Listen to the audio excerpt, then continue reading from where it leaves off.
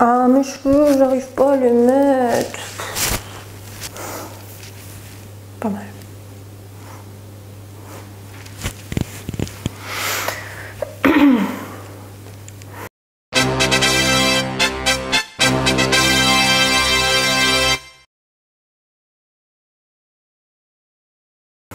Avant de répondre à cette question, il faut savoir qu'il y a autant de séances d'hypnose que de gens, et que même une seule personne ne vivra jamais 2 fois la même séance. À partir de là, on pourrait se dire que ce serait un peu un non-sens de répondre à cette question-là, qui n'est pas vraiment de réponse, mais ça reste une séance d'hypnose, donc il y a quand même un fonctionnement que je vais vous décrire aujourd'hui. Je vais donc vous parler d'une séance type, ça peut se passer de plein de manières différentes et je vais y revenir à la fin de cette vidéo, mais là, vous avez l'essentiel de la structure d'une séance d'hypnose. Tout d'abord, quand une personne commence un rendez-vous, on va commencer par faire une détermination d'objectif. Et pour cette détermination d'objectif, il faut distinguer 2 choses. L'objectif de la personne, par exemple, je veux perdre du poids, et l'objectif de la séance. L'objectif de la séance, ça va être je veux changer mes habitudes alimentaires, je veux changer mon image de moi, etc. En fait, à chaque fois qu'on commence une séance, la séance est le nouveau point de départ. D'ailleurs, pour que cette explication soit plus concrète pour vous, je vous propose là de choisir quelque chose que vous aimeriez changer chez vous et d'y penser tout le long de cette vidéo, comme ça vous fera votre propre exemple. L'hypnose, c'est une thérapie brève, moins de 2 ans, mais quand même on arrive rarement jusqu'à 2 ans, qui est orientée vers la solution.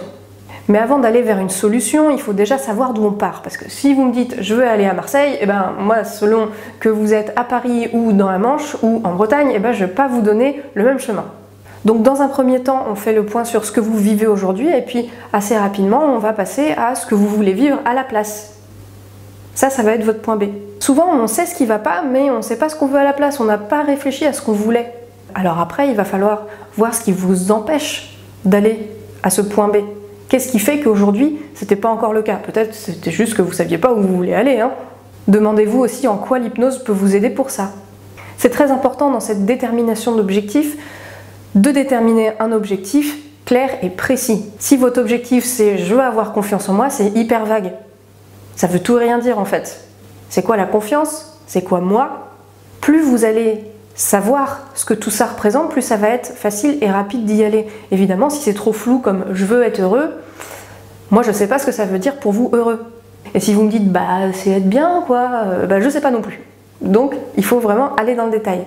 De la même manière, cet objectif il doit être formulé au positif. Vous ne venez pas pour éviter quelque chose, vous ne venez pas pour ne plus être stressé. Vous ne venez pas pour ne plus être angoissé, ne plus être déprimé, vous venez pour être calme, pour être serein, retrouver de la joie, enfin bon, vous avez compris. C'est très important que cet objectif il ne dépende que de vous. Si vous voulez que votre femme revienne, vous aurez beau changer, peut-être que votre femme elle va pas revenir. C'est important aussi que votre objectif il dépende des séances que vous allez faire, parce que si vous voulez être millionnaire, en quoi l'hypnose va vous aider à ça? Si vous voulez retrouver et vous poser devant les différentes questions qu'on peut se poser dans cette première étape de la détermination d'objectifs, vous pouvez cliquer ici, j'ai écrit un article sur comment enfin tenir ces bonnes résolutions, qui en fait part du principe de les considérer comme des objectifs et non des résolutions, et qui va vous aider à travailler, à définir tout ça pour asseoir votre changement, votre succès et ce que vous allez entreprendre. Ensuite, vous allez clarifier ce qu'il y a derrière votre objectif, en quoi c'est important. Derrière cet objectif et en quoi c'est important, eh bien il y a vos valeurs. C'est votre moteur émotionnel, j'en parle dans cette vidéo où vous pouvez les classer et c'est très amusant, bon un peu chiant aussi, mais vous allez voir c'est un exercice très intéressant. Qu'est-ce que cet objectif il va vous apporter? Et qu'est-ce que ça va venir servir? Ensuite, on va parler des premiers changements que vous allez expérimenter quand votre objectif va se mettre en place dans votre vie. À quoi ça sert de faire ça? Eh bien, ça va vous donner les premières étapes. Alors, pas dans le sens plan d'action, mais que vous sachiez vers quoi vous allez passer pour reconnaître que vous êtes en train de progresser. Ça va donc vous permettre d'évaluer votre progression, de valider votre changement, et donc de vous rassurer et de maintenir votre motivation. Ces premiers changements, ils doivent être concrets, vérifiables, proches dans le temps, évidents. Ensuite, vous allez vous projeter dans l'avenir. Imaginez que, 1 an après, vous faites le point sur ce que vous avez vécu. Ce changement-là, cet objectif, vous l'avez peut-être atteint depuis longtemps déjà. Alors qu'est-ce que ça a changé? Comment vous êtes?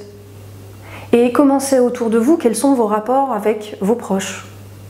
Qu'est-ce qui a changé dans votre environnement? Quelles sont les conséquences de votre changement? Quand je dis les conséquences, ça peut être positive, mais aussi négative. Quel a été l'impact de ce changement? Ici, vous allez vérifier si tout est OK avec le fait d'atteindre cet objectif. Et à ce moment-là, il peut se passer trois choses. Soit les conséquences sont purement positives, et alors là, vous pouvez y aller. Soit pendant ce voyage dans le temps, vous remarquez que ça a eu un impact un peu négatif sur certaines choses, comme vos relations par exemple. Là, comment vous allez gérer ce truc-là? Ça veut dire que votre changement éventuellement est positif pour vous, mais que dans un domaine, eh bien, il y a quelque chose qui a changé et ça vous plaît moins. Et alors si vous remarquez pour aller plus loin que justement ce changement a eu un impact que vous n'assumez pas du tout, eh bien là on repart à zéro. Mais alors ce constat, qu'est-ce que ça vous dit sur votre objectif? Qu'est-ce que ça vous dit sur vous? Et qu'est-ce que vous allez faire? Si les conséquences de votre objectif futurisé sont tout à fait positives, alors vous allez revenir au présent pour faire le point sur vos forces, vos ressources, vos qualités actuelles. Qu'est-ce qui, chez vous, aujourd'hui, va vous permettre d'aller vers cet objectif? Sur quoi vous pouvez vous appuyer aujourd'hui? Et aussi, qu'est-ce que vous avez justement besoin de développer? Sachant que ce que vous avez besoin de développer, ça peut faire l'objet de toute une séance. Une fois que tout ça c'est clair, que tout est OK pour vous, vous allez pouvoir commencer à modifier votre état de conscience à l'aide d'un praticien en l'occurrence, puisque là vous faites une séance, de la manière de ce que je vous propose dans le pack auto-hypnose à télécharger. À ce moment-là, le praticien va pouvoir vous faire vivre ce qu'on appelle un protocole de changement. Il y en a plein de différents et ça peut se passer de manière suivante.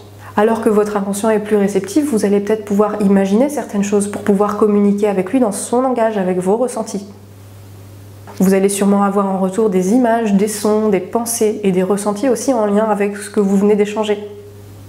Le praticien pourra aussi faire des suggestions, des demandes à votre inconscient dans l'intérêt de votre objectif. Par exemple, ça peut être de déterminer ce qui pollue et de l'enlever, de déterminer de quoi il y a besoin, de le mettre en place. Ça peut être de contacter votre créativité pour trouver une autre solution. Ça peut être aussi discuter avec une partie de vous qui veut quelque chose et une autre qui veut autre chose, pour les faire dialoguer, pour les faire trouver un terrain d'entente. Après cette phase de changement à proprement parler, eh bien, vous allez petit à petit revenir à votre état de conscience habituel. Vous allez laisser les choses s'intégrer toutes seules, laisser les choses s'approfondir en tâche de fond, et puis vous allez pouvoir continuer votre vie, et puis constater justement les premiers changements que vous aviez déterminés quelques minutes plus tôt. Voilà une séance type. Maintenant, ça arrive aussi que tout ça se fasse en même temps, un petit peu mélangé. On prend tout ce qui vient, alors on va rebondir sur un mot, on va rebondir sur une émotion, et puis juste déplier les choses au fur et à mesure qu'elles se présentent. Voilà, j'espère que cette vidéo vous a plu et que vous y voyez un petit peu plus clair. Comme je le disais tout à l'heure, vous pouvez télécharger le pack auto-hypnose pour prendre de l'avance sur votre séance. N'hésitez pas à me poser vos questions en commentaire, et puis on se dit à demain.